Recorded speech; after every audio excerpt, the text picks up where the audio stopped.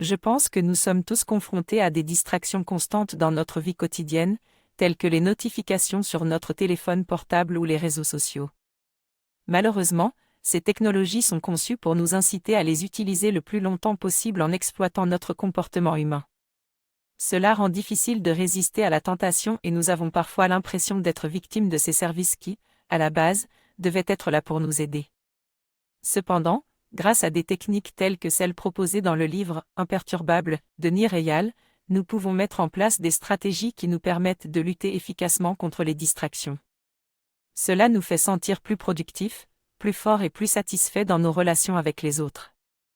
Pour cela, il est important de mieux connaître la nature des attractions, des distractions et des déclencheurs internes et externes, afin de devenir plus imperturbables dans notre vie professionnelle et personnelle.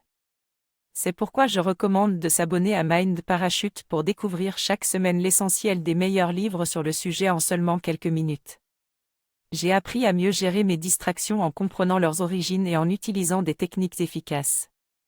J'ai compris que les distractions ne sont souvent qu'une façon de fuir une situation difficile. Pour mieux les maîtriser, je dois prêter attention aux sensations inconfortables qui les précèdent, identifier les déclencheurs internes, explorer mes sensations avec curiosité et m'accorder du temps avant de céder à mes envies. Je dois également définir mes objectifs et réserver du temps pour les actions qui me rapprochent d'eux. Les objectifs doivent être définis en fonction de mes 3 cercles de vie: prendre soin de moi, entretenir mes relations et travailler sur ma carrière. En gérant mes 3 cercles de vie, famille, travail, causes qui me tiennent à cœur, amis, et en leur réservant du temps dans mon agenda, je m'assure de ne pas sacrifier mes relations et mon bien-être pour mon travail.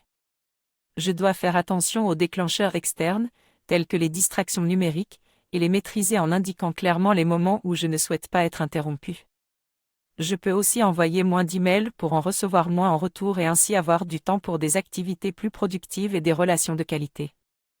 Si vous cherchez à vous concentrer davantage et éviter les distractions, voici les stratégies proposées par Nir Eyal. Identifiez les déclencheurs qui vous conduisent à perdre du temps sur les réseaux sociaux ou sur Internet, modifiez votre environnement pour éviter ces déclencheurs, et engagez-vous à l'avance à ne pas céder aux distractions en utilisant des préengagements tels que des pactes d'effort, des pactes financiers ou des pactes d'identité. L'objectif n'est pas la perfection mais plutôt d'essayer de faire ce que vous avez décidé de faire. Si ces recommandations vous intéressent, je vous invite à lire les livres « Le minimalisme digital » de Cal Newport ou « La force du focus » de Jack Canfield, Mark Victor Hansen et les Hewitt.